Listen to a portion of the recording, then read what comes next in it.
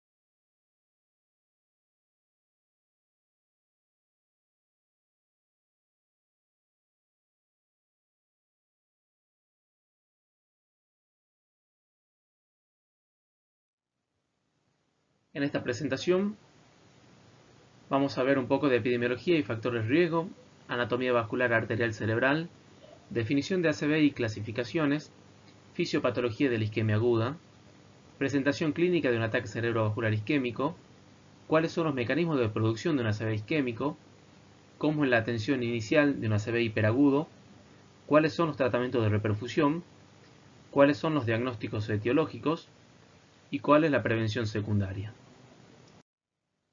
Epidemiología y factores de riesgo. El ataque cerebrovascular, o ACV, o ictus, o stroke, más que una enfermedad, representa un problema muy serio de salud pública. Es una patología frecuente y grave, con una mortalidad elevada cercana al 30%. Actualmente, en nuestro medio, es la segunda o tercera causa de muerte, encontrándose un poco por debajo de la mortalidad por enfermedad coronaria. Sin embargo, lo que caracteriza el ataque cerebrovascular es el gran impacto en la calidad de vida de las personas que sobreviven a un ACV, ya que el 90% quedan con secuelas y de ellos un 50% con secuelas muy severas, es decir, requieren asistencia para llevar a cabo las actividades básicas e instrumentales de la vida diaria. Por otro lado, es una patología muy costosa. El 70% de quienes sufren un ACV son personas laboralmente activas, y de ellos, solamente un 40% continúa trabajando. En muchos casos pasan de ser el sostén económico de su familia no solamente a no producir, sino a ser una carga económica muy importante. Este problema de salud claramente va en aumento, por un lado debido al incremento de la población mundial y por otro por el incremento de la longevidad, teniendo en cuenta que se trata de una patología fuertemente asociada a la edad. A mayor edad, mayor riesgo de sufrir una ACV. Sin embargo, la incidencia global no es igual en todo el mundo. Claramente los países con ingresos bajos tienen mayor incidencia que aquellos países con ingresos altos. El 69% de los ACV ocurren en países con ingresos bajos. En este gráfico observamos cómo países con ingresos altos, en azul, tienen una incidencia por debajo de 100 a 150 casos por cada 100.000 habitantes por año, mientras que en los países con ingresos bajos, en gris, tiene una incidencia que puede llegar a los 300 casos por cada 100.000 habitantes por año.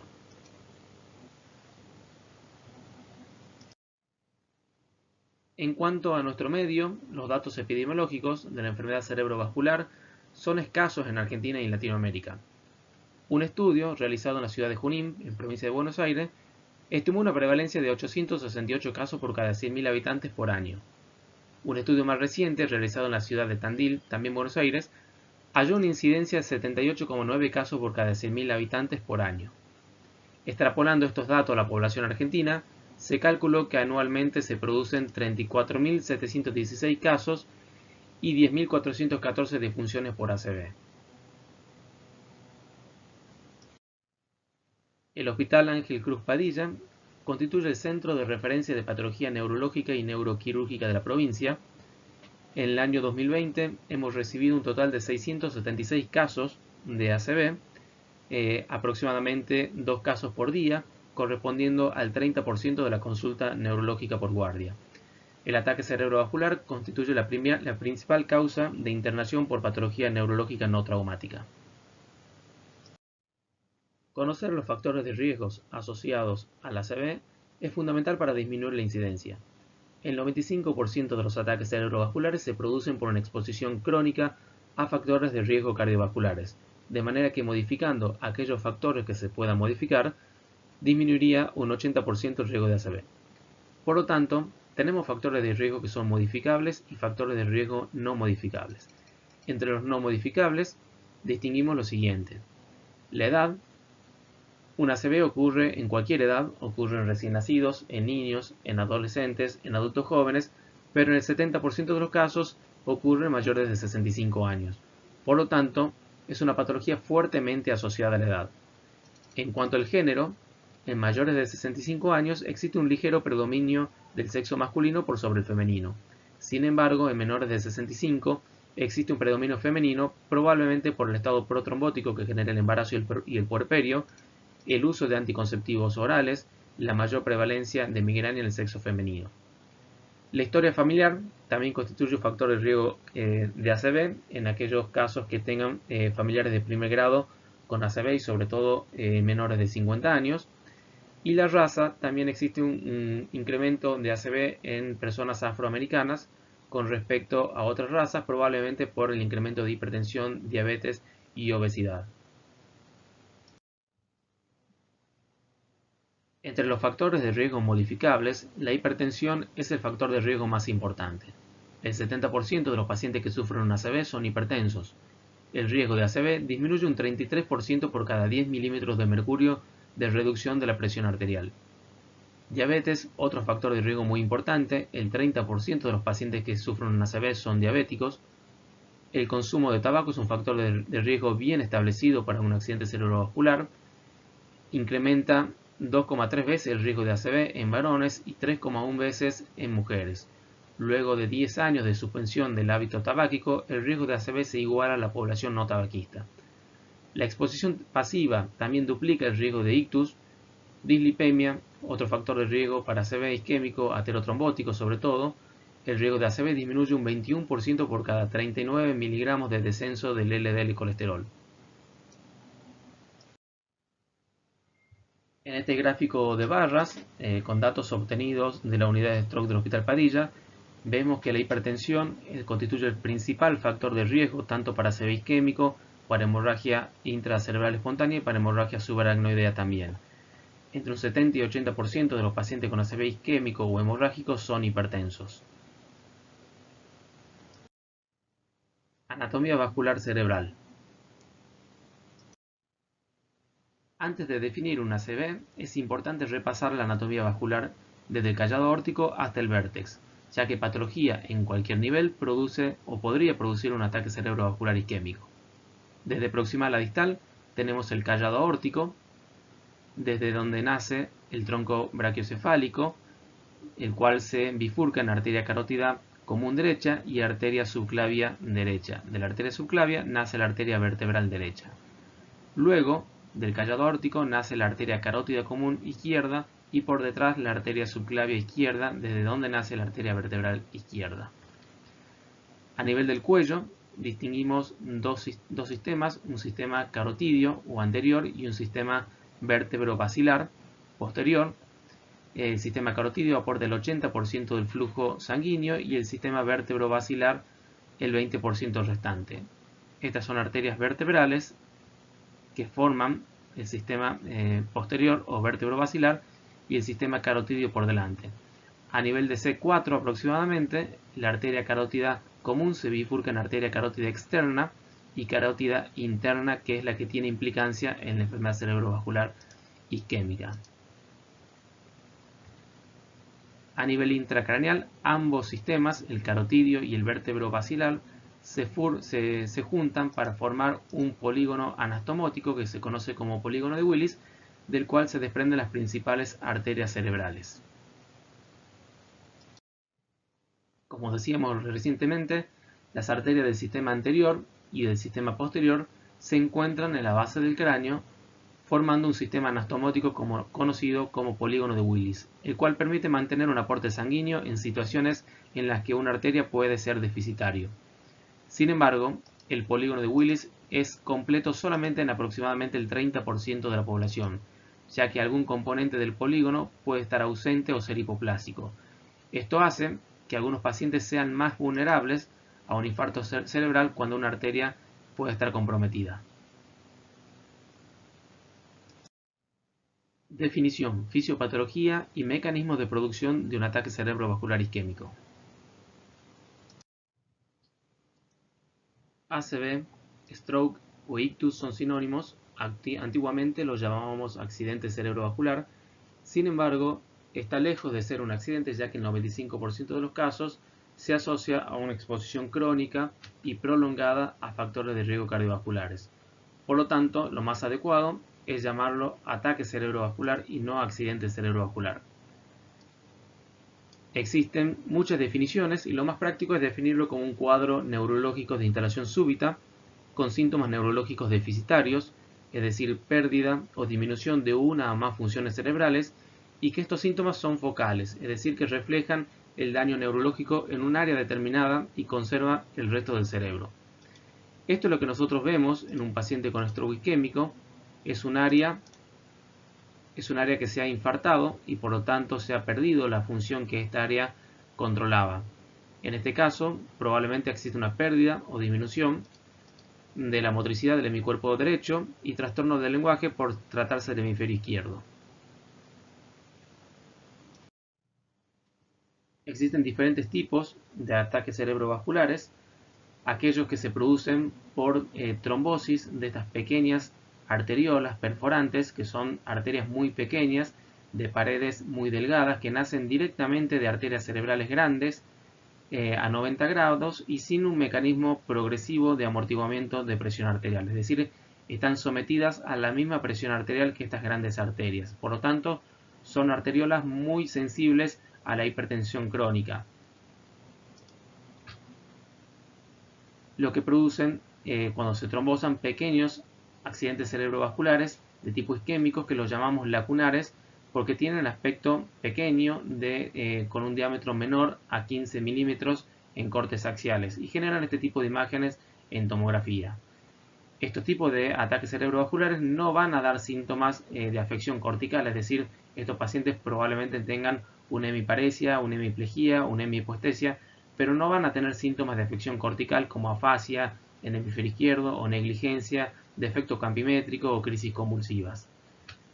Por otro lado, tenemos grandes ataques cerebrovasculares isquémicos que se producen por obstrucción de grandes arterias cerebrales, como en este caso en la arteria cerebral media, ya sea por émbolos que vienen del corazón, es decir, cardioembólicos, o desprendimientos de placas de colesterol de arterias proximales, es decir, ateroembólicos, que producen grandes infartos córticos subcorticales. No necesariamente siempre son grandes, pero sí son corticales o córticos subcorticales, y generan este tipo de imágenes en tomografía.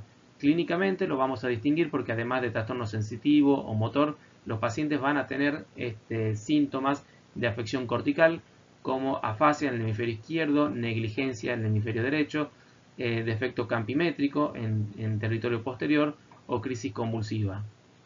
No necesariamente estas lesiones son únicas, pueden ser múltiples y no necesariamente son unilaterales, sino pueden ser en ambos hemisferios, sobre todo cuando el origen es cardiogénico. Estas pequeñas arteriolas perforantes son sensibles tanto a la trombosis como a su ruptura, generando los hematomas intracerebrales espontáneos de localización típica, hipertensivos, que tienen este aspecto en tomografía. Y otro tipo de ataques cerebrovasculares hemorrágicos son los que se producen por ruptura de pequeños aneurismas, lo que produce la extravasación de sangre, llenando las cisternas y las fisuras cerebrales, dando este tipo de imágenes en tomografía. Muy bien, cuando una arteria cerebral se obstruye, como en este caso con una obstrucción proximal de la arteria cerebral media, del lado izquierdo, se produce la caída brusca del flujo sanguíneo cerebral en todo el territorio que esta área irriga. Sin embargo, la caída del flujo cerebral no es igual en todas partes y en algunas partes esa caída es más severa, lo que produce en pocos minutos la pérdida irreversible de un área del cerebro. Esto es lo que nosotros llamamos núcleo infartado o tejido no recuperable. Sin embargo, se activan mecanismos compensatorios que tienen que ver con circulación colateral que intentan sostener un área de penumbra con una irrigación lo suficientemente baja como para dar síntomas deficitarios, pero lo suficientemente alta para evitar que se necrose. En aquellos pacientes que no reciben un tratamiento de reperfusión, lo que va a pasar es que el área de penumbra se va a ir reemplazando o convirtiendo en tejido infartado, tejido necrótico no recuperable. Y en aquellos pacientes que puedan recibir un tratamiento de reperfusión con apertura del vaso comprometido, lo que va a pasar es una recuperación del tejido del área de penumbra y finalmente un tejido infartado más pequeño. Y esto tiene implicancias tanto en discapacidad como mortalidad. La mortalidad es mucho mayor en este caso y la discapacidad también es mucho mayor en este caso. Probablemente este es un paciente hemipléjico con una afasia global y este paciente sea un paciente con una hemiparesia y una afasia predominantemente motora. Por lo tanto, es mucho más fácil rehabilitar a este paciente.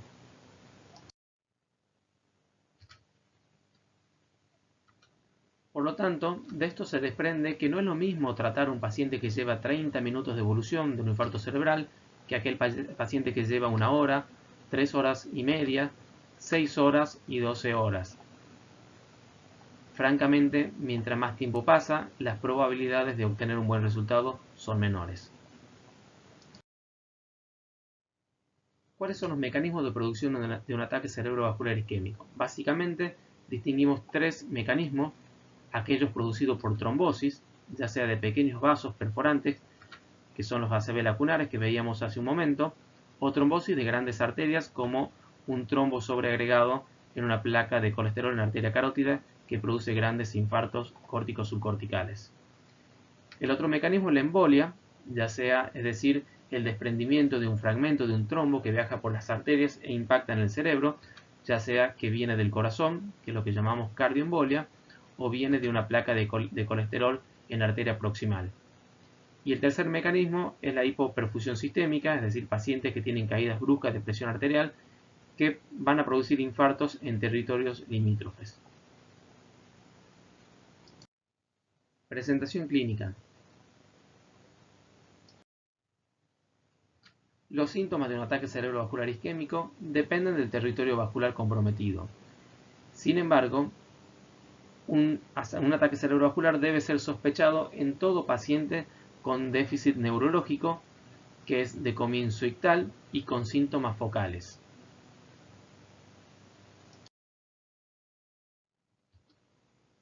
Bien, clínicamente puede ser muy complicado distinguir un ACV isquémico de un hematoma intracerebral o una hemorragia subaracnoidea, pero hay algunos datos que son importantes y nos permiten hacer la diferencia. En cuanto a el inicio, tanto un ACV isquémico como un hematoma intracerebral o una hemorragia subaracnoidea tiene un inicio súbito ictal. En cuanto al compromiso del sensorio, un ACV isquémico generalmente no tiene depresión del sensorio. Un hematoma intracerebral puede o no tener depresión del sensorio dependiendo de la magnitud del sangrado, de la hipertensión endocrinal y de la presencia o no de hidrocefalia obstructiva. Y una hemorragia subaracnoidea generalmente cursa con depresión del sensorio. En cuanto a la presencia de cefalea, un ACV isquémico generalmente no tiene cefalea. Un hematoma intracerebral puede o no tener cefalea dependiendo de la hipertensión endocraniana, y la hemorragia subaracnoidea frecuentemente tiene cefalea, de hecho es el síntoma cardinal, la cefalea en estallido. En cuanto a la presencia de síntomas focales, un ACV isquémico frecuentemente tiene síntomas focales, igual que una hemorragia intracerebral, y la hemorragia subaracnoidea generalmente no tiene síntomas focales. Si bien los síntomas, como decíamos previamente, dependen del territorio vascular comprometido, según nuestros datos de la unidad de stroke, el 80% de los pacientes consultan por una hemiparesia o una hemiplegia, un 24% por disartria, un 22% por afasia, 16% por hemihipoestesia, un 7% por defecto campimétrico, depresión del sensorio, cefaleas poco frecuentes, 1,5 ataxia y 1,5 crisis convulsivas. En este gráfico vemos la forma de presentación del ACV isquémico, hemorragia intraparenquimatosa y hemorragia subaracnoidea, vean la similitud de lo que es ACV isquémico y hemorragia intracerebral. La diferencia lo hace la presencia de cefalea y depresión del sensorio, lo cual es frecuente en la hemorragia intracerebral y poco frecuente en el ACV isquémico. Atención del ataque cerebrovascular isquémico.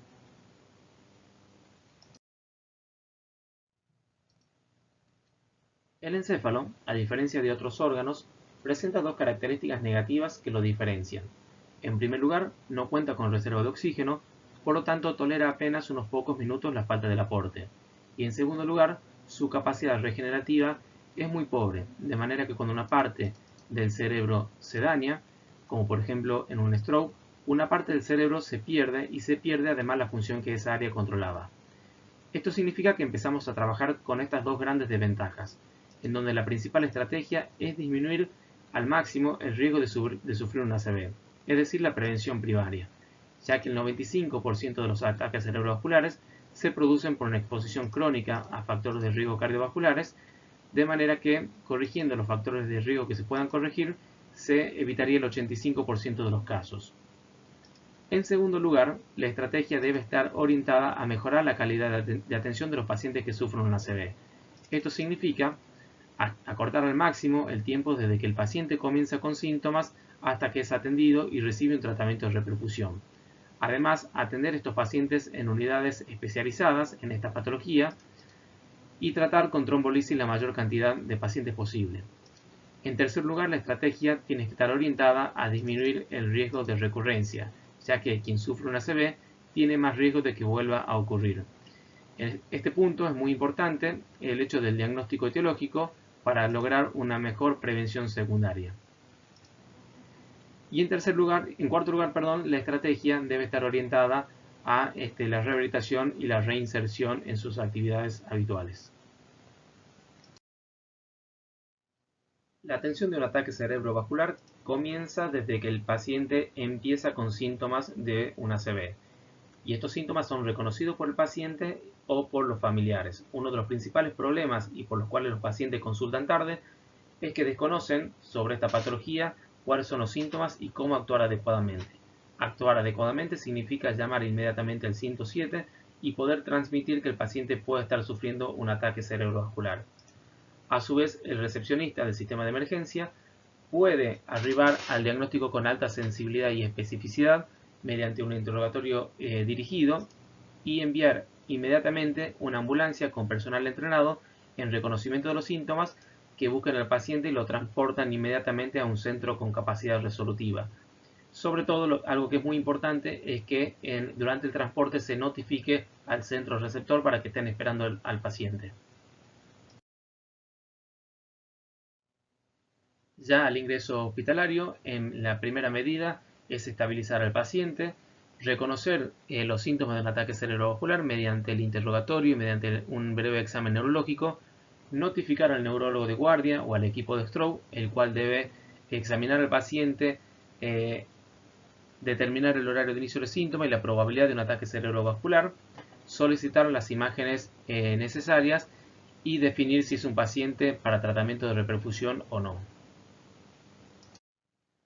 La atención hospitalaria la podemos distinguir tres etapas: una etapa hiperaguda, una etapa aguda y una etapa subaguda. La etapa hiperaguda tiene que ver con la rápida evaluación del paciente, identificar a aquellos pacientes que son candidatos a reperfusión, realizar el tratamiento y el monitoreo del mismo. En la etapa aguda tiene que ver con prevenir y tratar las complicaciones neurológicas o las complicaciones clínicas, realizar los estudios etiológicos e iniciar la rehabilitación. Y la etapa subaguda, continuar con la rehabilitación, iniciar la prevención secundaria y el aprendizaje de manejo de pacientes neurológicos por parte de la familia en el domicilio, con pautas de seguimiento ambulatorio. En nuestro hospital, el tiempo de estadía en promedio de los pacientes con ACV es de 13,5 días. Enfocándonos en la etapa hiperaguda, que tiene como fin identificar a aquellos pacientes candidatos a reperfusión, tratamiento de neuroprotección y monitoreo. Lo primero es el ABCDE como atención inicial de todo paciente críticamente enfermo que ingresa en la guardia. Un screening para ACV en todo paciente neurológico agudo. Habitualmente la escala más usada es la escala de Cincinnati, que es una escala que es la que estamos viendo acá, que tiene una alta sensibilidad y especificidad para diagnosticar un ataque cerebrovascular, determinar el horario de inicio de síntomas o último horario de normalidad, y de esto va a depender el tratamiento de repercusión que pueda o no seguir el paciente. Solicitar laboratorio, teniendo en cuenta que el único laboratorio indispensable que se debe esperar es la glucemia capilar, que toma apenas unos pocos minutos. Solicitar las neuroimágenes, tomografía, angiotomografía, resonancia o angioresonancia, ya veremos más adelante.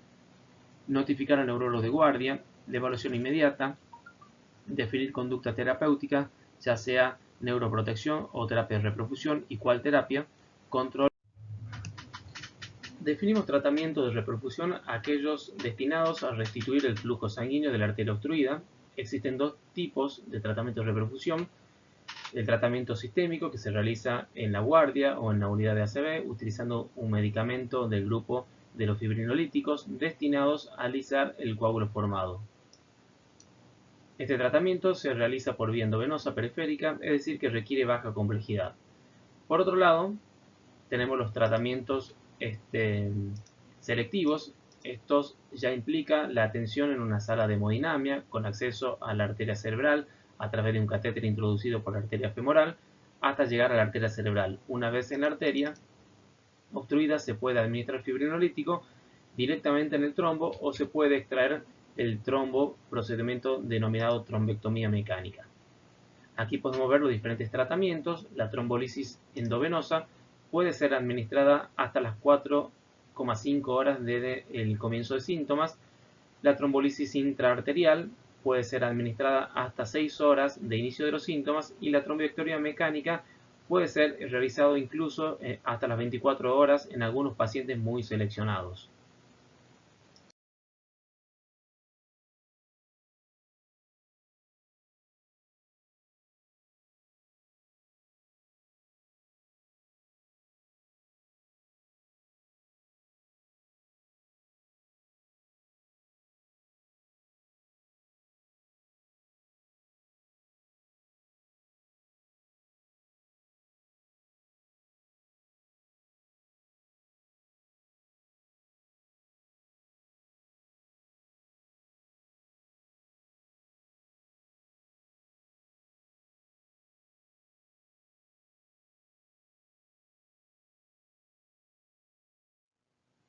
En cuanto a las neuroimágenes en ACV, es importante tener en cuenta que el único estudio indispensable para poder administrar un tratamiento de reperfusión en un paciente con sospecha clínica de una ACV es la tomografía estándar, es decir, no contrastada.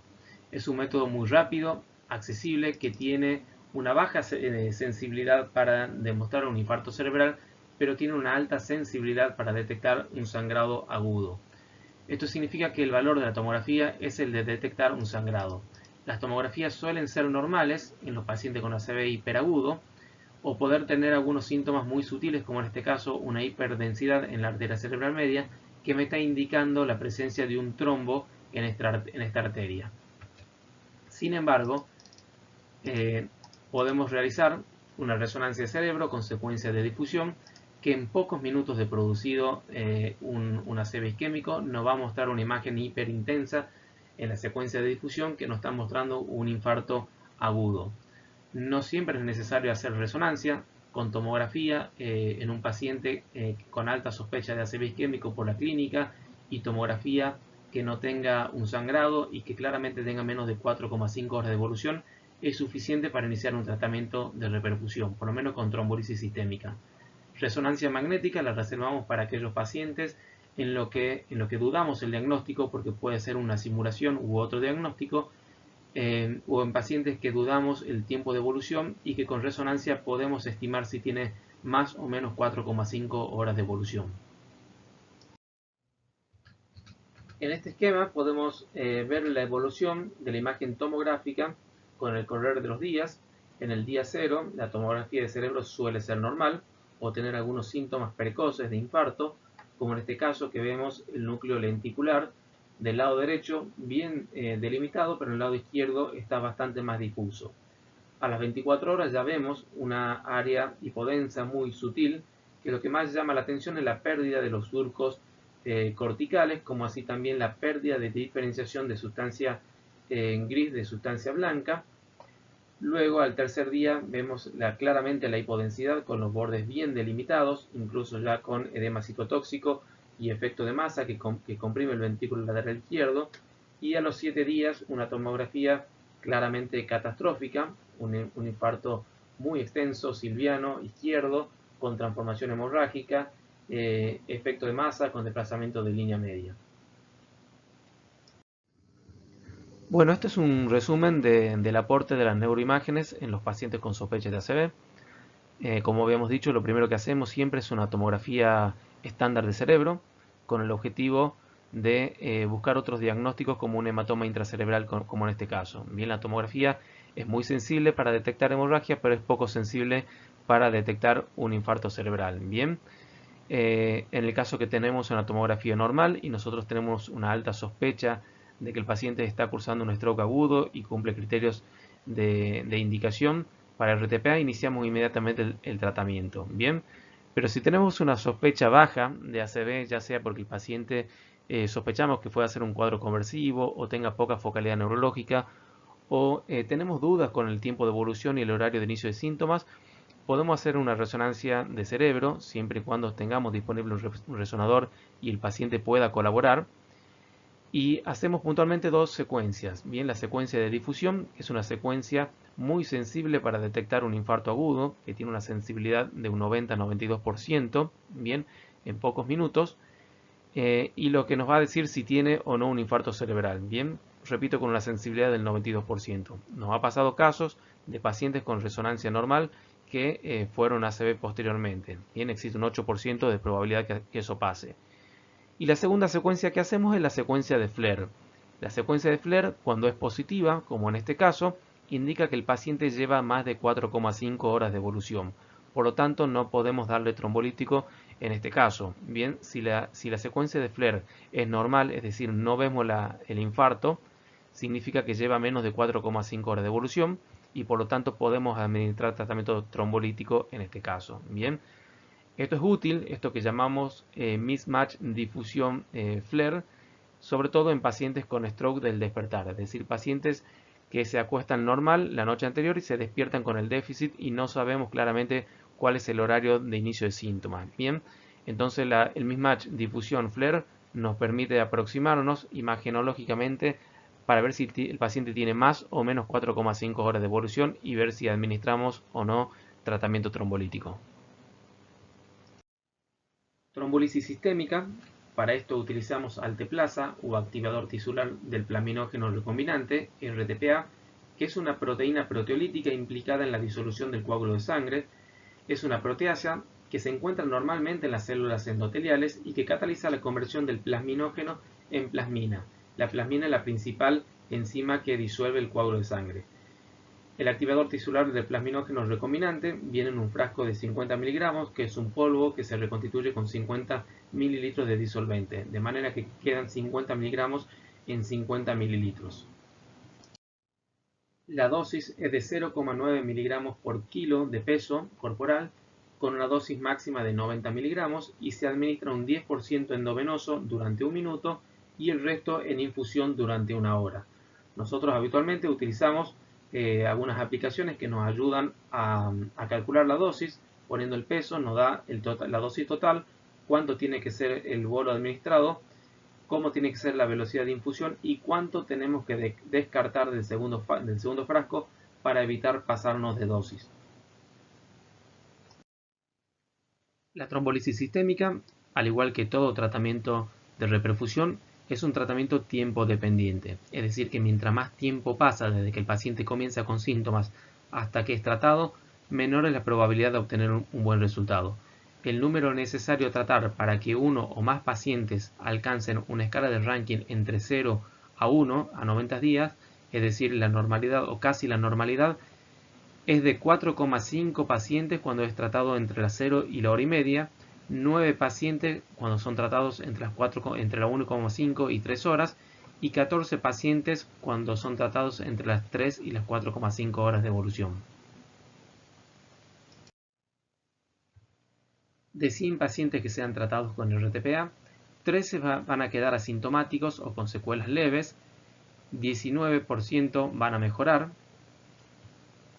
62% no mejoran pero tampoco empeoran y un 6% empeoran, ya sea por progresión del stroke o por transformación hemorrágica sintomática. Ahora bien, debido a la baja efectividad de la trombolisis sistémica para obstrucciones proximales, es decir, para carótida interna, arteria cerebral media, arteria cerebral anterior o posterior, arteria basilar, es que la tecnología ha evolucionado y a partir del año 2014 han surgido una serie de dispositivos que permiten la retracción, la recuperación del trombo o coágulo impactado en las arterias cerebrales y de esa manera poder mejorar el pronóstico en estos pacientes que habitualmente no tenían una buena respuesta con trombolisis sistémica. Existen diversos tipos de dispositivos utilizados para trombectomía mecánica.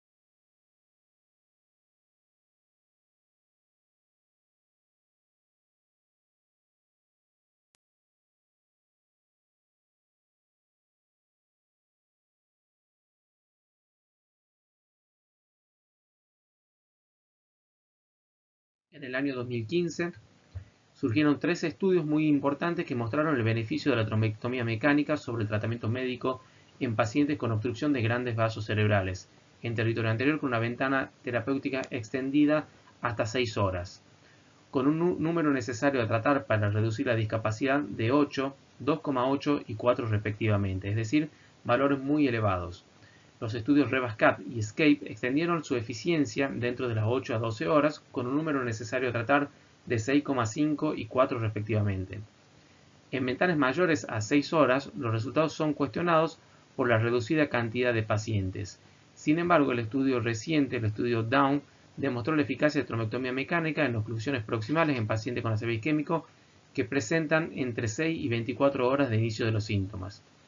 El grupo sometido a trombectomía presentó mayor independencia funcional a los 90 días cuando se lo comparó con el tratamiento convencional, 49% versus un 13%.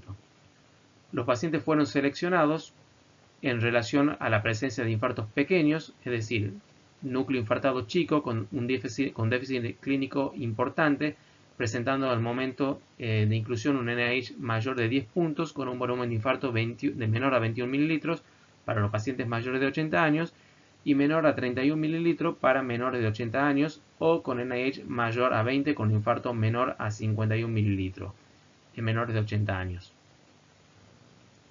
Estos beneficios fueron confirmados por los estudios Diffuse 3, que incluyó pacientes entre 18 y 90 años con NIH mayor a 6, con ACV isquémico entre 6 y 16 horas, iniciados los síntomas, con infarto con un volumen menor a 70 mililitros y un mismatch en neuroimagen mayor de 1.8.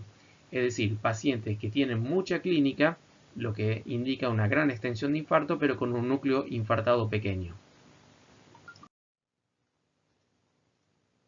Por lo tanto, se recomienda que todo paciente con indicación de RTPA reciba tratamiento endovenoso con este tratamiento, aun cuando la terapia endovascular se encuentre disponible.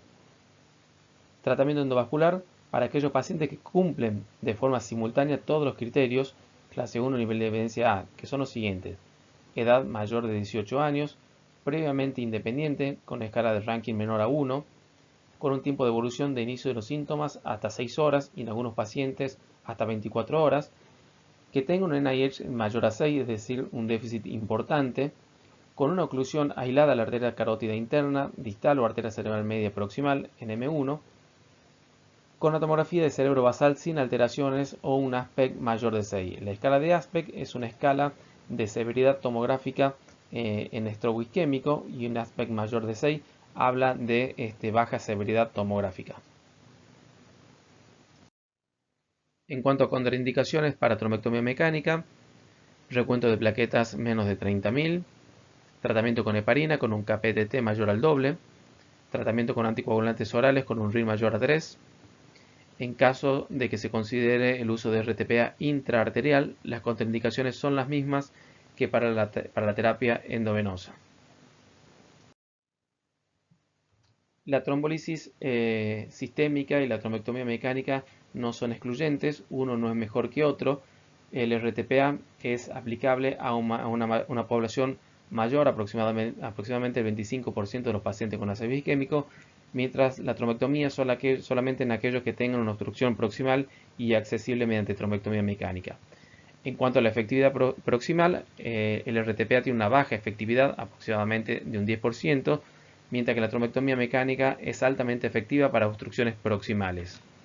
En cuanto a la efectividad distal, el RTPA es altamente efectivo para obstrucciones distales, obstrucciones en donde no se llega con el catéter endovascular, y la trombectomía puede tener una efectividad de un 10%. En cuanto a la efectividad en ACV lacunares, el RTPA es efectivo, no así la trombectomía mecánica. En cuanto a la necesidad de recursos, es baja para el RTPA y es alta para la trombectomía mecánica. Y la ventana terapéutica es bastante estrecha para el RTPA, hasta 4,5 horas, y puede ser incluso hasta 24 horas para trombectomía mecánica. De 100 pacientes con stroke agudo, un 25% podrían recibir RTPA, un 10% trombectomía mecánica, y existe una población de pacientes que podrían recibir ambos tratamientos y son los pacientes que obtienen el mejor resultado. Comparativamente, vemos que la trombectomía mecánica es altamente efectiva para obstrucciones proximales, carótida interna, arteria cerebral media, sifón carotidio, en estos sitios. Sin embargo, el RTPA es mucho más efectivo para obstrucciones distales. Ambas técnicas se complementan. Resumiendo los tratamientos de reperfusión según el tiempo de evolución, podemos distinguir a los pacientes en aquellos que llevan menos de 6 horas de evolución y aquellos que llevan más de 6 horas de evolución. De los que llevan menos de 6 horas de evolución, distinguimos aquellos que tienen menos de 4,5 y aquellos que tienen entre 4,5 y 6 horas de evolución. De los que tienen menos de 4,5 horas de evolución, aquellos con obstrucción proximal pueden recibir trombolisis endovenosa seguida de trombectomía mecánica. Aquellos que tienen menos de 4,5 horas pero no tienen obstrucción proximal, solamente trombolisis sistémica. Aquellos pacientes que tienen entre 4,5 y 6 horas de evolución ya no pueden recibir trombolisis sistémica, pero aquellos que tienen una obstrucción proximal pueden recibir trombectomía mecánica, y aquellos que no tienen una obstrucción proximal pueden recibir trombolisis intraarterial. Y aquellos pacientes que tienen más de 6 horas de evolución habitualmente no reciben tratamiento de reperfusión, salvo en casos seleccionados que incluso hasta 24 horas de evolución pueden recibir trombectomía mecánica. La diferenciación entre obstrucción proximal o no la hace la angiotomografía, la angioresonancia o una angiografía cerebral. Esta es la secuencia de tratamiento de los pacientes con un cuadro neurológico súbito que tengan un screening para enfermedad cerebrovascular positivo, como en escala de Cincinnati, y llevan menos de 6 horas de evolución. Ante esta sospecha hacemos una tomografía estándar del cerebro que nos permite descartar un hematoma intracerebral u otros diagnósticos, y en algunos casos seleccionados realizar una resonancia de cerebro. Si los pacientes tienen menos de 4,5 horas de evolución, hacemos RTPA sistémico, y mientras hacemos la infusión hacemos una angiotomografía, angioresonancia o una angiografía cerebral. Lo que hacemos habitualmente en el hospital es angiotomografía o angioresonancia. Si estos pacientes tienen una obstrucción proximal, como en este caso, de arteria cerebral media, el paciente pasa a la sala de hemodinamia para angiografía y trombectomía mecánica.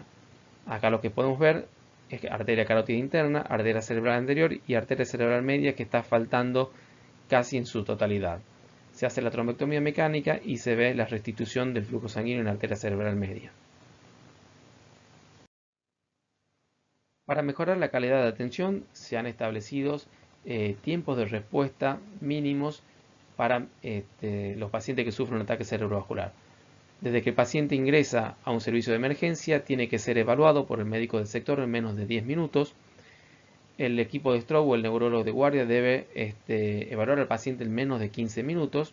La tomografía de cerebro debe ser realizada en menos de 25 minutos, interpretada en menos de 45 minutos y el paciente debería recibir un tratamiento de reperfusión en menos de 60 minutos.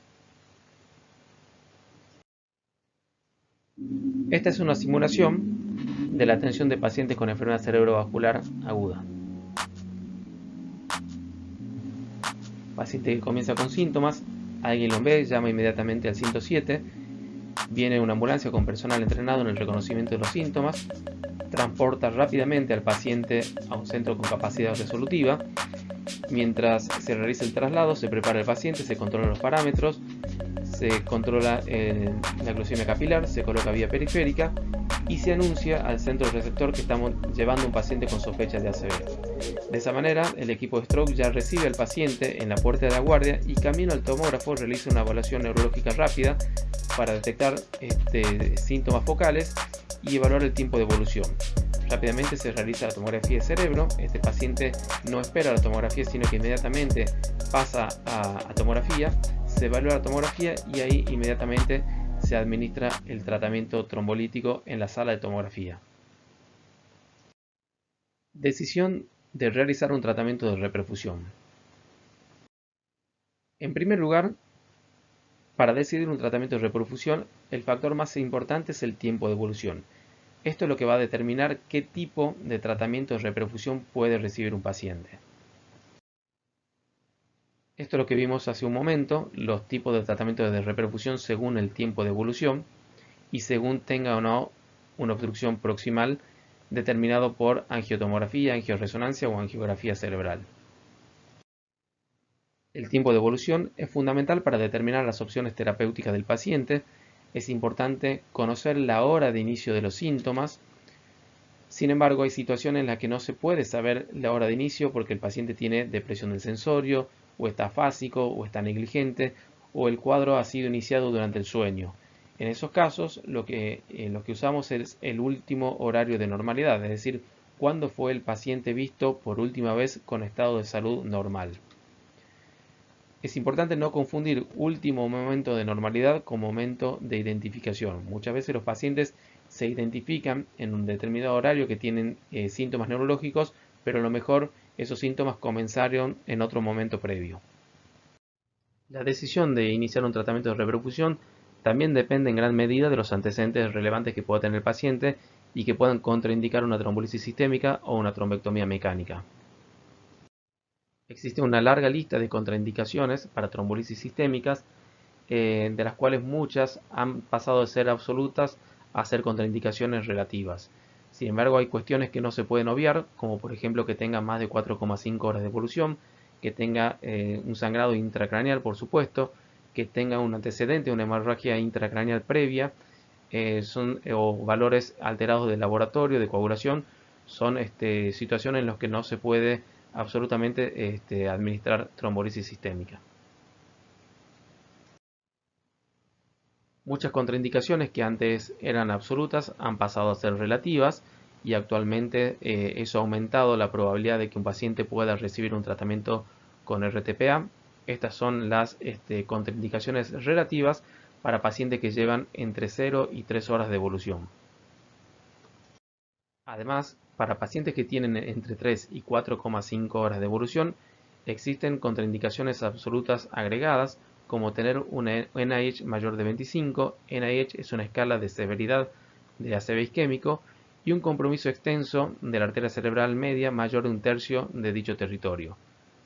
Y contraindicaciones relativas para este tiempo entre 3 y 4,5 horas, como edad mayor a 80 años, uso previo de anticoagulantes orales independientemente del valor del RIM y antecedente de ACV previo en pacientes diabéticos.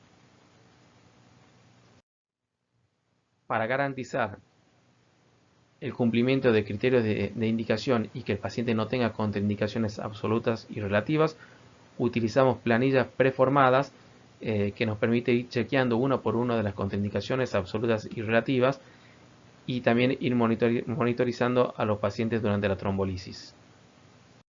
Estas planillas también cuentan con un consentimiento informado que debe firmar el paciente o los familiares, luego que se le explica perfectamente sobre los riesgos y el beneficio de la terapia trombolítica, y además viene con un calculador de dosis y forma de administrar el RTPA para que no haya errores.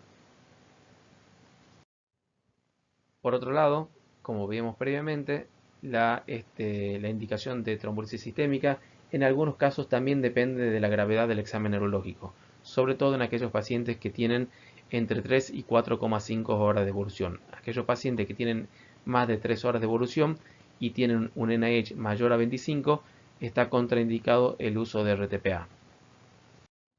Para evaluar la severidad del ACV isquémico utilizamos la escala conocida de NIH.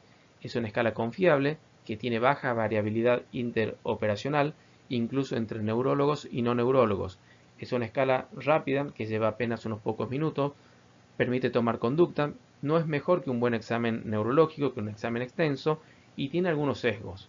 Los pacientes con ACV isquémico de hemisferio izquierdo pueden puntuar 4 puntos más altos que aquellos pacientes con igual infarto en el hemisferio derecho. También tiene baja sensibilidad para ACV de fosa posterior y los médicos deben tener cierto entrenamiento en esta escala. Acá les dejo una página donde pueden realizar un entrenamiento incluso que otorga certificación. La escala de NIH analiza 11 ítems del examen neurológico, poniendo un valor de 0 para un examen absolutamente normal y 42 para un examen totalmente alterado. Se basa solo en la respuesta del paciente y no en la interpretación del examinador, lo que hace que sea una escala con baja dependencia del observador. Se realiza en pocos minutos, en menos de 10 minutos uno puede haber realizado un examen neurológico muy aproximado. Es una escala confiable y reproducible del estatus neurológico, permite monitorizar los cambios en el estatus neurológico durante la trombolisis y predice mortalidad y resultado funcional luego del ACV isquémico. Estos son los 11 aspectos del examen neurológico que se tienen en cuenta en la escala de NIH. La escala de NIH nos permite clasificar a los pacientes en aquellos que obtienen un valor entre 0 y 1 son los normales, aquellos que tienen un stroke menor son aquellos que alcanzan un NIH entre 1 y 4, un stroke moderado entre 5 y 15, un stroke moderadamente severo entre 16 y 20 y un stroke severo mayor a 20. La escala de NIH predice mortalidad a 30 días, aquellos con una que tienen una puntuación de 0, tienen una mortalidad del 2,3%, y los que tienen una puntuación mayor a 40, tienen una mortalidad de mayor al 75% en 30 días. Administrar RTPA en pacientes con alguna enfermedad que no sea un stroke es inevitable. Recuerden que nosotros tratamos pacientes con sospecha de ACV y tomografía que son normales o casi normales. Pero puede pasar que haya pacientes que tengan clínica de una ACV y finalmente es otra patología o incluso pueden ser simuladores. Afortunadamente, administrar este RTPA a pacientes que no tienen ACV es seguro, ya que el riesgo de sangrado es extremadamente bajo en estas circunstancias, con un riesgo menor al 1%. Por lo tanto, no se debe demorar el tratamiento trombolítico confirmando el ACV mediante otros métodos complementarios. Si nosotros tenemos la sospecha y el paciente tiene menos de 4,5 horas de evolución con la tomografía sin sangrado o sin otro diagnóstico, podemos tratar de manera segura al paciente con el RTPA. El otro factor a tener en cuenta para realizar tratamiento de reperfusión es la glucemia capilar, teniendo en cuenta que es el único laboratorio indispensable y que debemos esperar para administrar un trombolítico. La glucemia es la única prueba de laboratorio indispensable previo al inicio del RTPA. Solo toma unos segundos cuando se realiza mediante la determinación capilar. El RTPA no debe demorarse con otras pruebas del laboratorio, salvo cuando exista sospecha clínica de alguna anormalidad en la coagulación, ya sea que el paciente tiene en el examen clínico tenga petequias o púrpuras o use anticoagulantes o tenga una enfermedad hepática o diátesis hemorrágicas, enfermedad hematológica que nos haga pensar que el paciente puede tener un trastorno de coagulación. Fuera de todo eso, menos de 3 por cada 1000 pacientes tendrían una plaquetopenia inadvertida y menos 4 de cada 1000 pacientes tendrían un RIN mayor a 1,7 de manera inadvertida. Por lo tanto, En esas circunstancias es seguro administrar RTPA sin esperar un coagulograma o un recuento de plaquetas. Aún así, nosotros contamos con lo que llamamos con el CoaguCheck, que es un dispositivo que permite calcular en pocos segundos con la tira reactiva el RIN del paciente. Esto es muy útil sobre todo en pacientes que están anticoagulados, ya que la presencia de un RIN mayor a 1,7 contraindica el uso de RTPA.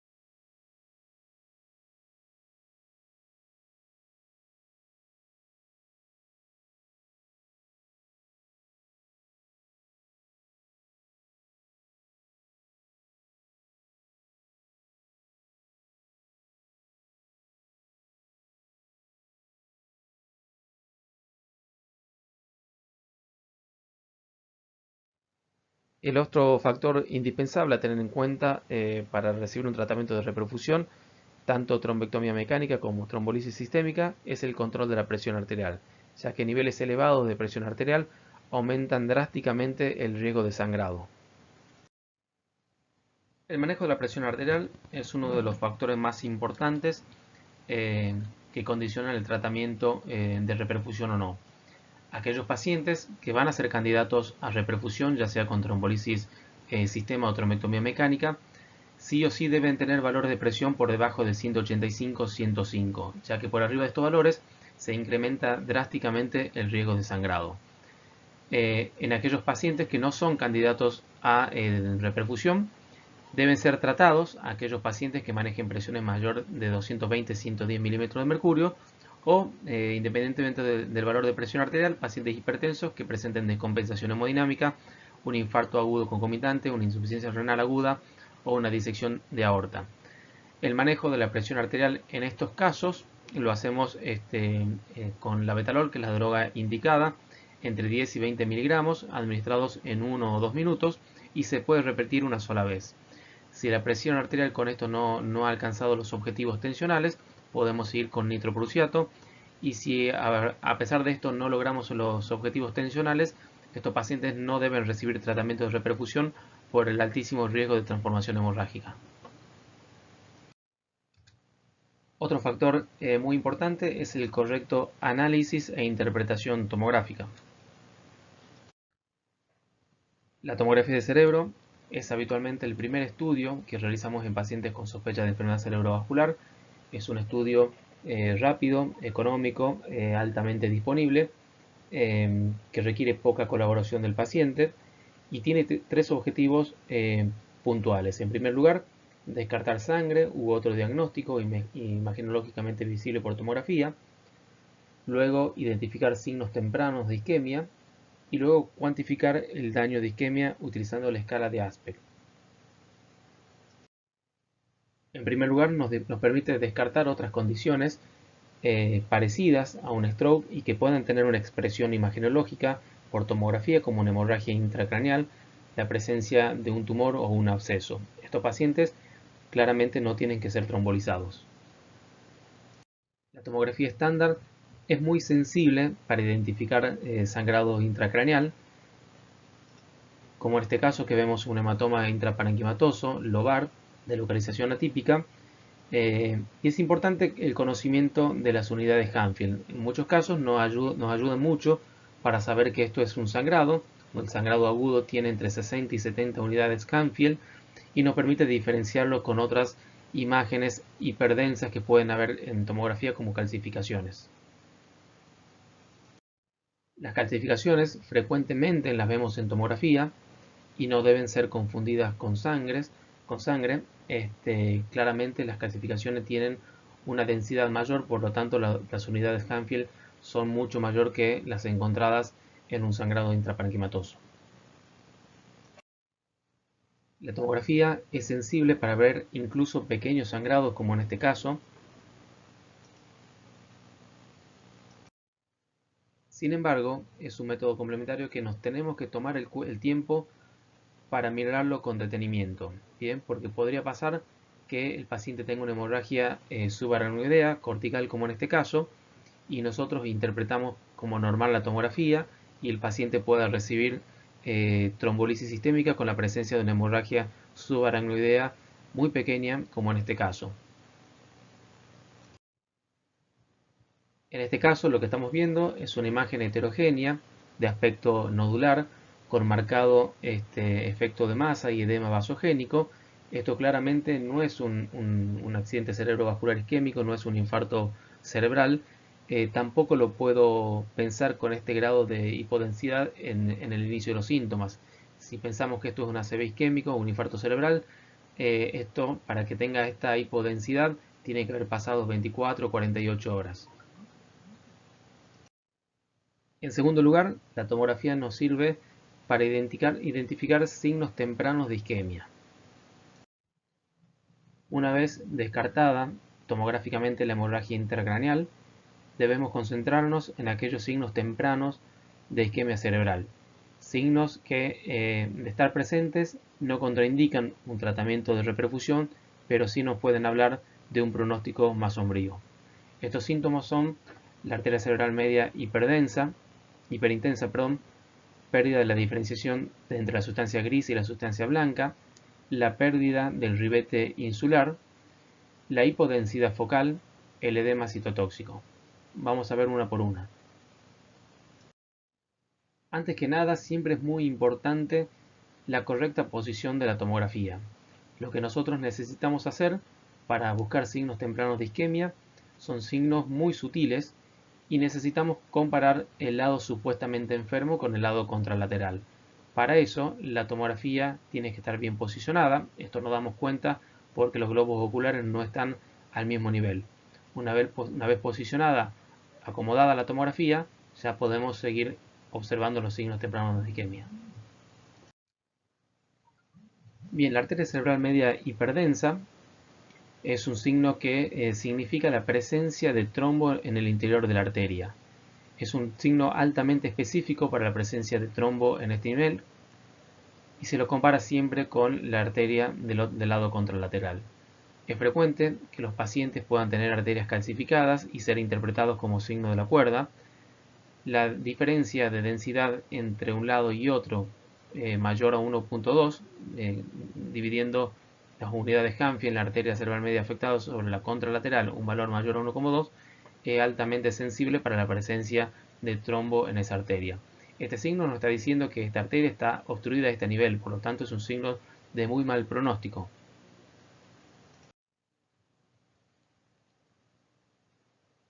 En este caso vemos la arteria cerebral media hiperdensa y acá vemos justo el momento que la arteria dobla hacia 90 grados y vemos como un punto.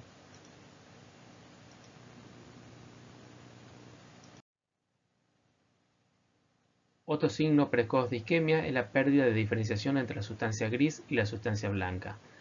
Aquí vemos, en tomografía habitualmente la sustancia gris es más clara que la sustancia blanca, la sustancia gris cortical y los ganglios de la base son más claros que el resto del tejido encefálico. La sustancia gris es metabólicamente más activa que la sustancia blanca, por lo tanto es más sensible a la isquemia, y cuando se pierde el aporte de oxígeno se dematiza y eso hace que la sustancia gris pierda densidad y se iguale a la densidad de la sustancia blanca. El signo del ribete insular es la pérdida de diferenciación sustancia gris-sustancia blanca en la corteza insular. La corteza insular, como toda corteza, es sustancia gris y es altamente sensible a la isquemia. Normalmente se la observa como una línea clara de sustancia gris seguida de una línea más oscura de la sustancia blanca inmediatamente adyacente. Cuando la diferenciación gris-blanca se pierde también el aspecto normal del ribete insular. En este ejemplo vemos la corteza insular del lado sano, donde se observa muy sutilmente la corteza más clara con respecto a la profundidad, y observamos el lado contralateral una coloración, una densidad más homogénea entre lo que es la corteza y por debajo de la corteza. Estos signos siempre los evidenciamos mucho más al jugar con las ventanas, es decir, hacer el ventaneo de la tomografía, hacer que lo claro sea más claro y lo oscuro sea más oscuro. De esa manera podemos diferenciar mejor la sustancia gris de la sustancia blanca. Otro signo temprano es la hipodensidad focal. A medida que progresa la isquemia, tanto la sustancia gris como la sustancia blanca disminuyen la densidad y al mismo tiempo esto progresa en el tiempo. La hipodensidad es compatible con tejido infartado o tejido no recuperable. En esta imagen vemos una hipodensidad focal sutil, siempre comparando con el lado contralateral. Vemos además el borramiento del núcleo lenticular, que acá lo vemos bien delimitado y acá no está delimitado. Todos estos signos requieren mucho entrenamiento para poder distinguirlos.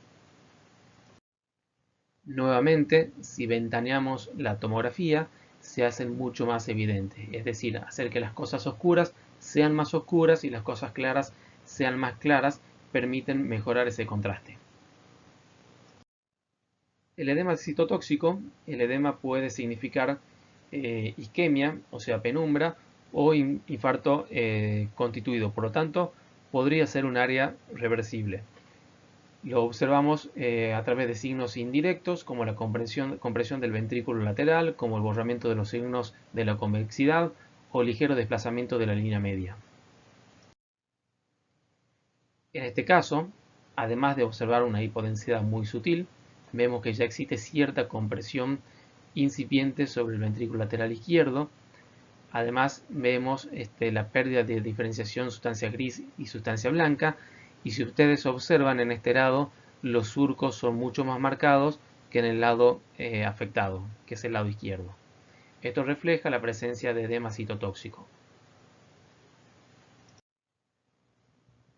En esta tomografía, que es la misma que la vimos recientemente, vemos del lado derecho los surcos bien marcados, normales, y del otro lado, además de una pérdida de diferenciación sustancia gris, sustancia blanca, algo de hipodensidad y compresión del ventrículo lateral, vemos el borramiento de los surcos de la convexidad. A medida que progresa el infarto y pasan las horas, ya vemos la hipodensidad es más marcada, los límites del infarto son más definidos y el efecto de masa es más marcado también con la compresión del ventrículo lateral y ligero desplazamiento de la línea media. El tercer objetivo de la tomografía es cuantificar estos signos tempranos de isquemia en una escala numérica que se llama de escala de Asprecht. Esta escala lo que hace es dividir el territorio de la arteria cerebral media en 10 subsectores y cada sector deducir un valor en cada sector que se encuentre signos tempranos de isquemia. De esta manera el valor normal es de 10 y se va deduciendo un punto por cada subsector en los que se encuentre un signo temprano de isquemia. La tomografía para la escala de Asprecht debe ser evaluada en dos cortes tomográficos, el primero a nivel de los ganglios de la base, en donde distinguimos un sector para la cabeza del núcleo caudado, para la cápsula interna, para el núcleo lenticular, para el segmento M1, M2 y M3 de la arteria cerebral media. El segundo corte tomográfico es a nivel de los ventrículos laterales y aquí se encuentran los subsectores M4, M5 y M6. La escala de Aspect lo que permite es una escala que predice pronóstico. Una escala de Aspect mayor a 7 significa que el paciente tiene un buen pronóstico, y escala de Aspect menor a 5 significa que el paciente tiene un pronóstico más sombrío. Bueno, aquí un ejemplo de cómo debemos analizar e interpretar una tomografía estándar en un paciente con sospecha de accidente cerebrovascular. Se trata de un paciente varón de 48 años que ingresa por guardia por una hemiparesia derecha y afásico con 2 horas y media de evolución. Esta es la primera tomografía y aquí la analizamos.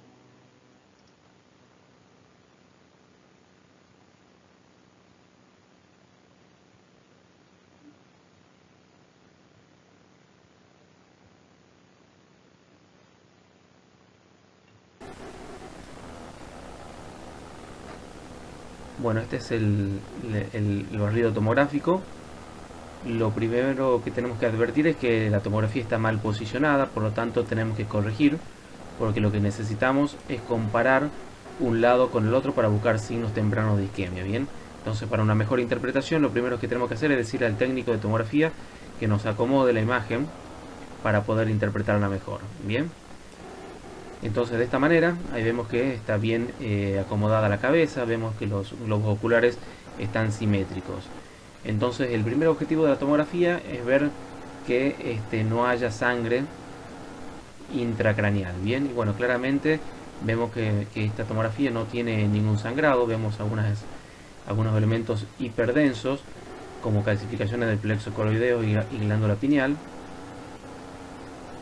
y algunas calcificaciones de la hoz del cerebro. Bien, pero sangrado no se observa. Hay algunas cosas que me llaman la atención en la tomografía. Vemos que se ve que es un paciente que está excitado porque hay alguien que está sosteniendo la cabeza para poder hacer la tomografía. Eso es importante porque si después quiero hacer una resonancia va a ser muy difícil. Lo otro que me llama la atención es que tiene una desviación conjugada de la mirada hacia la izquierda. Está mirando el hemisferio izquierdo, que es el que suponemos que está afectado porque tiene un déficit derecho y afásico. Bien, bueno, entonces lo que vamos a hacer ahora es contrastar la imagen, bien, jugar con los contrastes para poder diferenciar bien la sustancia gris de la sustancia blanca y ver si existen signos tempranos de isquemia.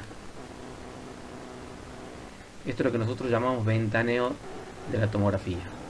Entonces de esta manera podemos ver claramente la sustancia gris cortical, la sustancia blanca profunda, y vemos a su vez los ganglios de la base también. Me llama la atención esta imagen que vemos acá, esto que es la arteria cerebral media hiperdensa. Esto nos está hablando de la presencia de un trombo en este sector de la arteria. Bien, por lo tanto es un stroke muy severo.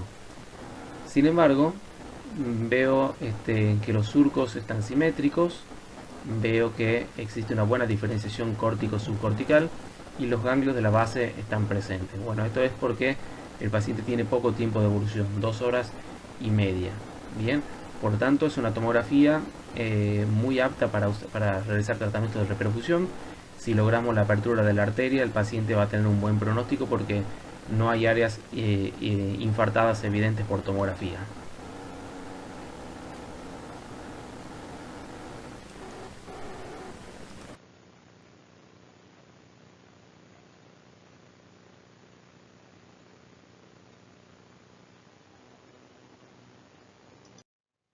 Muy bien, ahora decidido el tratamiento con trombolisis sistémica, lo que hacemos en primer lugar es tener en cuenta la posición del paciente. Esto es importante porque varios estudios han supuesto que la posición del paciente a 180 grados mejora la perfusión cerebral, pero esto luego ha sido desestimado. Lo habitual es colocar a los pacientes en 30 a 40 grados, si existe un riesgo de broncoaspiración o de hipertensión endocraniana. Habitualmente colocamos 2 vías periféricas, conectamos al paciente a un monitor multiparamétrico y controlamos durante las 2 primeras horas con NIH, presión arterial, frecuencia cardíaca y saturación de oxígeno cada 15 minutos. Estamos atentos a la presencia de cefalea, deterioro del sensorio, vómito, que hagan pensar que puede haber habido una complicación. En esos casos detenemos la infusión y hacemos una tomografía de control. Si está todo bien, continuamos con la infusión y si hay alguna complicación se procede según el caso. En cuanto a la alimentación, siempre los pacientes son evaluados para la presencia de disfagia orofaringia.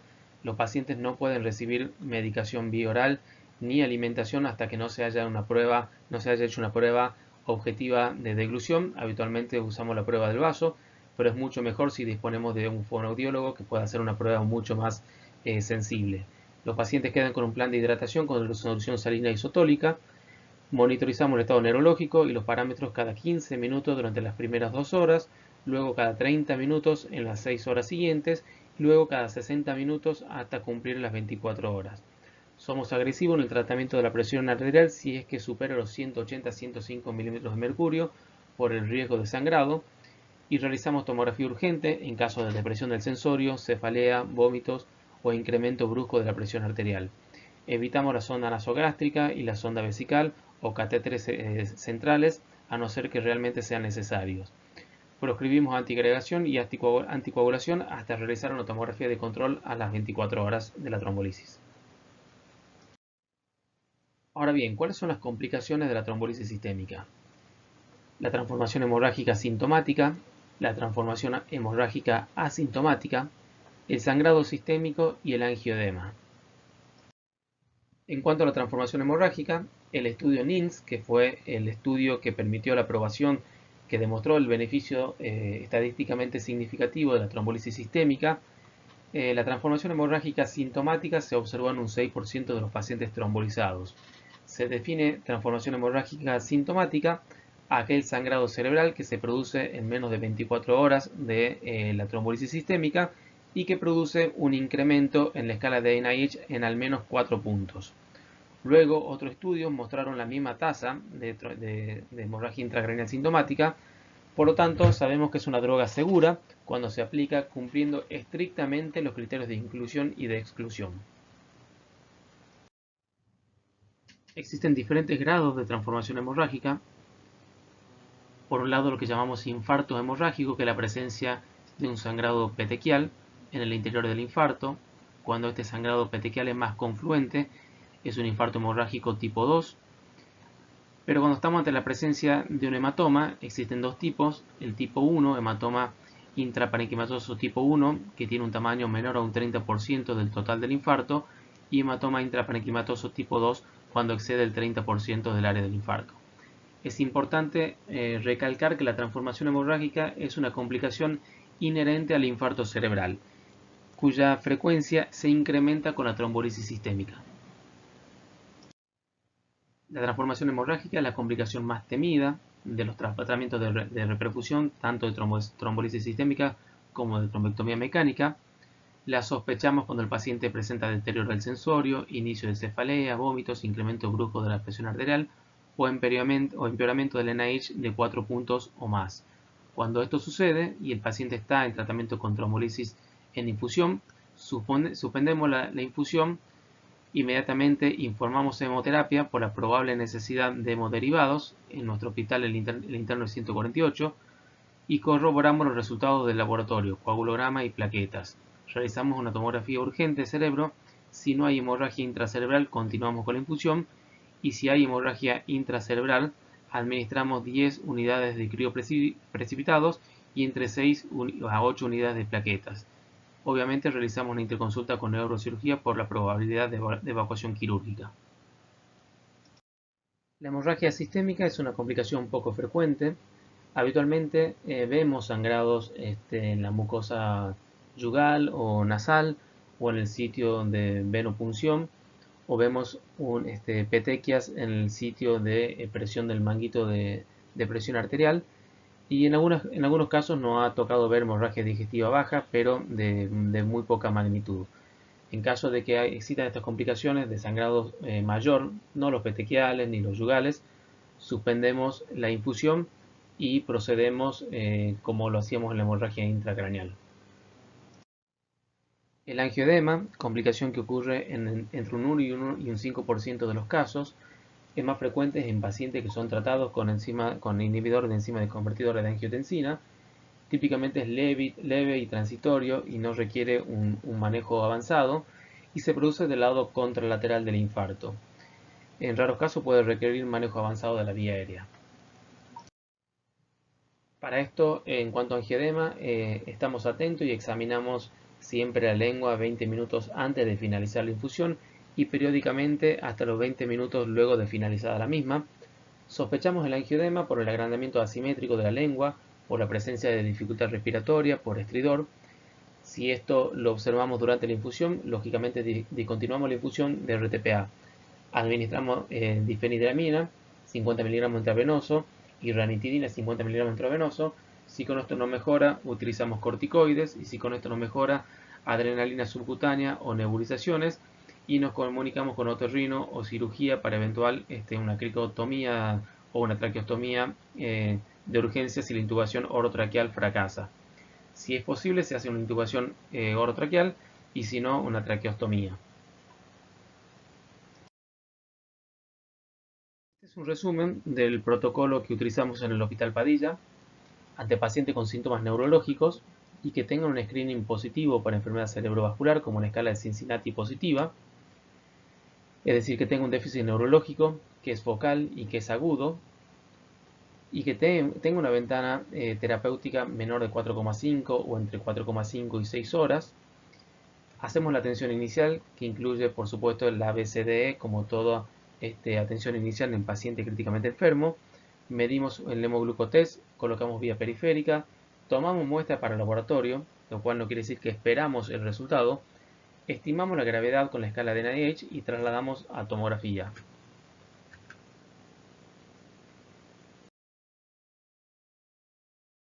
Si la tomografía es aceptable, es decir, que no tiene sangre, no tiene otro diagnóstico y no tiene una hipodensidad extensa, y realizamos un coagucheck en aquellos pacientes que podamos sospechar que puedan tener un trastorno de coagulación, y si el RIN es menor de 1,7, continuamos, iniciamos RTPA si la ventana terapéutica es menor a 4,5 horas de evolución, con la dosis de 0,9 mg kilo, con un 10% endovenoso en un minuto y el resto en infusión en una hora, con la dosis máxima de 90 miligramos, siempre chequeando las contraindicaciones, explicando a los familiares y firmando el consentimiento informado. Evaluamos a los pacientes si son candidatos para angiotomografía. ¿Quiénes son los pacientes que son candidatos a angiotomografía? Aquellos pacientes que clínicamente están muy afectados porque suponemos que deben tener una arteria cerebral, una arteria importante obstruida y que el RTPA no va a ser del todo beneficioso para el paciente y probablemente requiere una trombectomía. Entonces, paciente que tiene un NIH mayor de 6, pacientes que tienen síntomas corticales, afasia, negligencia, defecto campimétrico o que han tenido crisis convulsiva en el momento de presentación, paciente con síntomas de fosa posterior como disartria severa, afectación de óculos motores, ataxia, un síndrome alterno, paciente con depresión del sensorio, probablemente tengan compromiso de arteria basilar, paciente con un IAM reciente, con cardiopatía previa y que sospechamos una fuerte cardioembólica o tiene una fibrilación auricular. Si cumple con estos criterios, si no los cumple, continuamos con la infusión de RTPA y si cumple esos criterios hacemos una angiotomografía. Si en la angiotomografía detectamos una obstrucción proximal, ya sea carótida interna, carótida a nivel cervical o intracraneal, arteria basilar o arteria cerebral media en el segmento proximal, si el paciente no cumple con estos criterios, continúa con la infusión y el monitoreo y si los cumple, consideramos la trombectomía mecánica si es que no hay contraindicaciones. Superado el momento agudo, el momento en que se decide reperfusión o no, el paciente pasa a el momento en que evaluamos la presencia de complicaciones neurológicas o complicaciones clínicas del ACV isquémico. El paciente inicia la rehabilitación y solicitamos estudios complementarios para ver de dónde viene el ACV isquémico, cuál es la etiología, para poder realizar un tratamiento preventivo secundario más específico. Y hablando de la clasificación etiológica, los ataques cerebrovasculares isquémicos se clasifican en 5 subgrupos según la etiología. TOAS 1 significa aquellos accidentes cerebrovasculares isquémicos producidos por aterosclerosis grandes vasos. Estos son los sitios más frecuentes de localización de placas ateroscleróticas y que pueden complicarse, y que las evaluamos con Doppler de vaso de cuello, con Doppler transcraneal, con angiotomografía o angioresonancia o con angiografía digital. TOAS 2 son aquellos pacientes que producen accidentes cerebrovasculares isquémicos producidos por una embolia cardiogénica, como en este caso, que vemos una ecografía con un trombo intracavitario que se desprende y sale del ventrículo lateral. Esto lo evaluamos con ecocardiograma transtorácico, con transesofágico, con electrocardiograma, etc. TOAS 3, que son los pacientes con accidente cerebrovascular isquémico producto de trombosis de pequeñas arteriolas perforantes, que lo vemos con resonancia y tomografía. TOAS 4, que son pacientes que tienen causas poco frecuentes de accidentes cerebrovasculares, como trastornos hematológicos, disecciones, vasculitis, etc. Y TOAS 5 son los indeterminados. A pesar de una evaluación exhaustiva, aproximadamente un 25% y en nuestro medio un poco más de pacientes quedan sin un diagnóstico etiológico claro de cuál es el mecanismo que ha producido, cuál es la etiología que ha producido el ataque cerebrovascular. Y una vez identificado la etiología del ataque cerebrovascular, si estamos ante la presencia de un TOAS 1, es decir, por aterosclerosis de grandes vasos, el tratamiento preventivo secundario puede ser una endarterectomía o la colocación de un stent endovascular. Si estamos ante un stroke cardioembólico, es decir, un TOAS 2, el tratamiento muy probablemente sea la anticoagulación. Si estamos ante un TOAS 3, es decir, enfermedad de pequeños vasos, el tratamiento muy probablemente sea antiagregación simple con aspirina. Si estamos con un diagnóstico de un ACV isquémico por una causa específica, el tratamiento va a ser según la causa. Y si estamos ante un stroke criptogénico, probablemente el tratamiento secundario sea la aspirina. En todos los casos, además de estos tratamientos, hay que tener en cuenta el control de los factores de riesgo modificables. Y un poco haciendo historia de cuál ha sido el desarrollo de la unidad de stroke en el Hospital Padilla. Hasta el año 2015 no se realizaban tratamientos de reperfusión. En el año 2015 empezamos con la unidad neurocardiovascular como un servicio cerrado que funciona unidad coronaria y unidad de stroke, básicamente porque compartimos los mismos pacientes con los mismos factores de riesgo, los mismos medicamentos, y en muchos casos el stroke isquémico es una complicación cardíaca e incluso las complicaciones cardíacas aparecen en los pacientes con enfermedad cerebrovascular aguda, es decir que creamos una simbiosis bastante interesante. Luego de la inauguración de la unidad neurocardiovascular comenzamos con los primeros tratamientos trombolíticos. En el año 2016 se inauguró la sala de hemodinamia y con esto se empezaron a resolver los aneurismas cerebrales por vía endovascular. En el año 2017 se crea el programa de prevención y tratamiento del ataque cerebrovascular y con esto una serie de beneficios para la unidad de stroke. Contamos con un área de neurología a las 24 horas, contamos con un enfermero exclusivo para la atención de pacientes con enfermedad cerebrovascular las 24 horas, contamos con mayor cantidad de trombolítico, adquirimos una ambulancia exclusiva para la atención de pacientes con enfermedad cerebrovascular, contamos con la presencia de la bomba del tomógrafo para realizar angiotomografías, incrementamos las horas de resonancia magnética y una gran cantidad de campañas de prevención primaria y articulación con el subsector privado.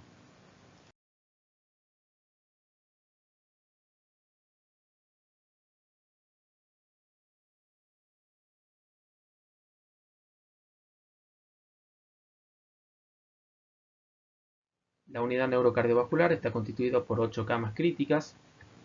Contamos con electrocardiógrafo, con holter de arritmia, con ecógrafo portátil, con la posibilidad de realizar eco transesofágico y ET con burbuja, con la posibilidad de realizar Doppler transcraneal para detección de hits y de shunt de derecha a izquierda.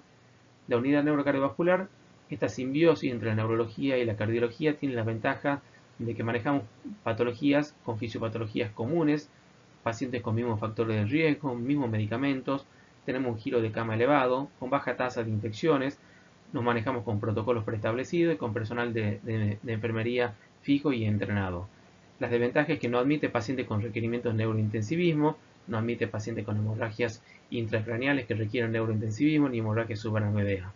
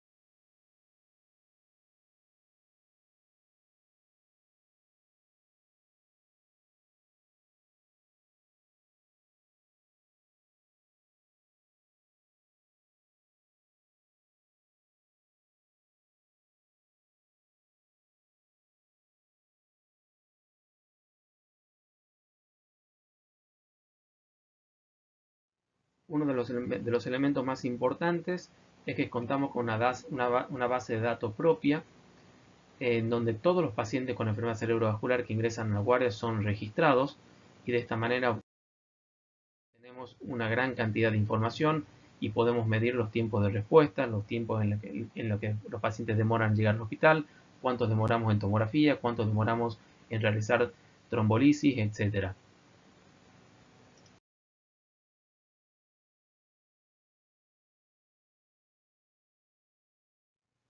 Esto nos permite obtener una gran cantidad de información, en conocer las características poblacionales, en cuanto a los grupos etarios, la distribución por sexo, cuáles son los rangos de horarios donde más frecuentemente ingresan los pacientes, cuál es el modo de ingreso habitual, si ingresan en ambulancia o ingresan de manera espontánea. Permite conocer cuáles son los factores de riesgo de la población, cuántos pacientes con ACV ingresan por mes, cuántos de ellos son isquémicos, hemorrágicos, cuántos son trombolizados, cómo es la distribución por NIH y los subtipos de ACV. Afortunadamente contamos con una ambulancia exclusiva para la atención de pacientes con sospechas de enfermedades cerebrovasculares que llaman el 107 y esto nos ha permitido duplicar la cantidad de ingresos de pacientes con ACV en ambulancia. Y esto es muy importante porque son pacientes que ya se nos informa que probablemente tengan una enfermedad cerebrovascular, por lo tanto nosotros ya lo estamos esperando en la puerta de la guardia para cortar al máximo los tiempos de respuesta. Este es un ejemplo de un caso típico del hospital en donde la ambulancia de stroke busca a este paciente con un cuadro neurológico agudo y nos envía la ubicación incluso en tiempo real. Nosotros podemos ver qué tan cerca o qué tan lejos está del hospital y cuánto tiempo tardará en llegar para ir preparándonos. Vemos, nos envía el enfermero de stroke, nos envía un audio. Paciente Rodríguez con una ventana, logra devolución, tiene pareja del lado izquierdo, evolución de la comisura, no pertenece, no tratado, intenta devolver una hora social, ya estamos dirigiendo al hospital. De esta manera nosotros nos preparamos para recibir el paciente y poder atenderlo lo más rápido posible.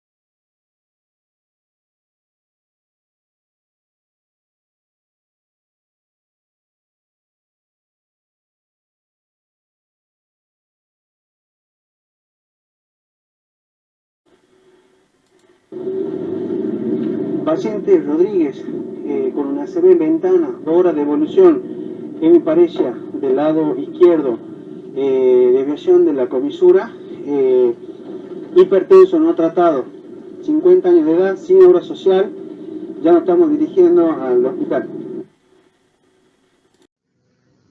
Afortunadamente, contamos con la presencia de un enfermero exclusivo para la atención de pacientes con accidente cerebrovascular, que se encarga de la detección de pacientes en la guardia, de notificar al neurólogo, solicitar estudios, determinar horario de inicio de síntomas, controlar los parámetros, tomar muestras para el laboratorio, colocar vías, preparar al paciente para angiotomografía, preparar y administrar la medicación. Es el mismo enfermero que se traslada en la ambulancia a evaluar pacientes con sospecha de ACV que llaman al 107.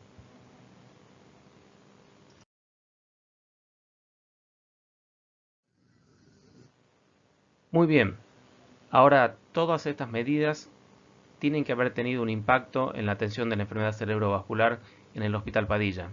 Vamos a ver un poquito de eso. Y volviendo un poco a nuestra historia del desarrollo de la unidad de stroke,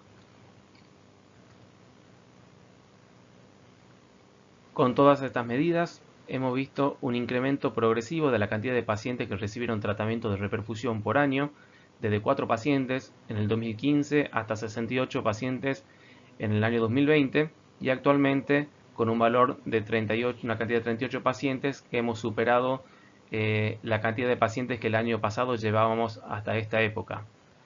Esto hace que el Hospital Padilla sea el principal centro de trombolisis de todo el país, el que más trombolisis realiza anualmente.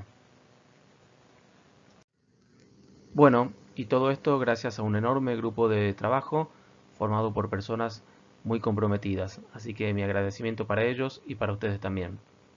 Muchas gracias y eso es todo.